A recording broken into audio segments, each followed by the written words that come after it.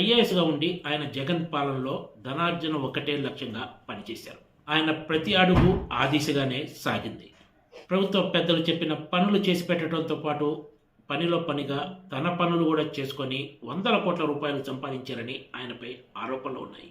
ఒక ఐఏఎస్ నిజంగా అంత మొత్తం సంపాదించడం సాధ్యమయ్యే పనేనా అన్న అనుమానాలు రావడం సహజమే. అయితే ఆయన జగన్ హయాంలో ఎంత పవర్ఫుల్గా వ్యవహరించారో ప్రతి ఒక్కరికి తెలుసు. వైసీపీ హయాంలో ఒక కాంట్రాక్టర్కి బిల్ క్లియర్ కావాలన్నా, మైనింగ్ ప్రాజెక్టులు దక్కాలన్నా, కాంట్రాక్టులతో పాటు నియోజకవర్గాల్లో అభివృద్ధి పనులకు సంబంధించిన బిల్స్ చెల్లించాలన్నా కూడా ఆయన మాటే కీలకం.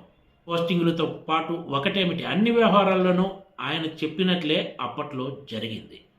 మరి ఇన్ని పనులు చేసిన వ్యక్తికి 5 ఏళ్ల కాలంలో ఎంత మొత్తంలో వచ్చి ఉంటాయో ఊహించుకోవచ్చు. ప్రధానంగా ఆయన మైనింగ్ వ్యవహారాలతో పాటు ఇతర విషయాల్లో చేసుకున్న జోక్యానికి సంబంధించి పక్కా ఆధారాలు సేకరించిన కూటమి సర్కార్ భారీ స్కెచ్చే వేసింది.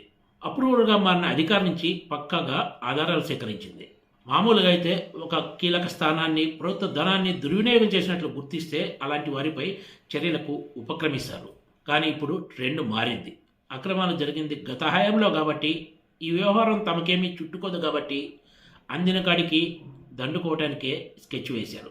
పైగా ఈ వ్యవహారంలో కొత్తగా తాము ఏమీ చేయాల్సింది లేదు కాబట్టి ఎంత వీలైతే అంత ఆ అధికారి నుంచి రాబట్టడానికి ప్లాన్ చేసి అందుట్లో విజయవంతమైనట్లు ఐఏఎస్ వర్గాల్లో పెద్ద ఎత్తున ప్రచారం జరుగుతోంది.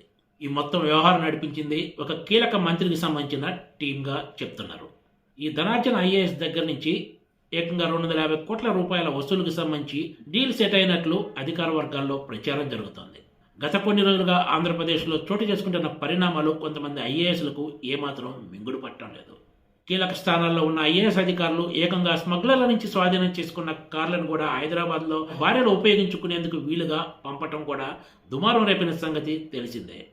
నిబంధనల ప్రకారం పనిచేయాల్సిన అధికారులు అధికారంలో ఎవరు ఉంటే వాళ్ళు చెప్పినట్లు వింటూ వాళ్ళ దోపిడీకి సహకరిస్తూ తమ వంతు వాటాగా వాళ్ళు కూడా వందల కోట్లు వెనకేసుకుంటున్నారనే ఆరోపణలు వెల్లువెత్తుతున్నాయి.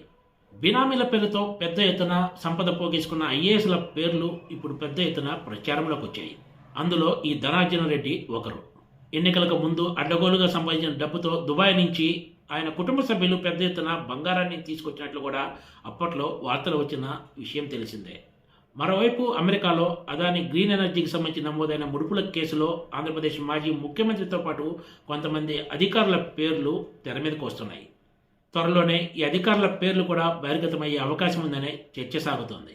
రాబోయే రోజుల్లో వీళ్ళ పేర్లతో పాటు ఎవరెవరికి ఎంత మొత్తంలో ముట్టాయనే వివరాలు కూడా బయటకు వస్తే ఇవి మరిన్ని ప్రకంపనలు రేపటం ఖాయంగా కనిపిస్తోంది. ఇప్పుడు కొంతమంది ఐఏఎస్ల అవినీతి రాజకీయ నాయకులను మించిపోయిందనే చర్చ కూడా అధికార వర్గాల్లో సాగుతోంది.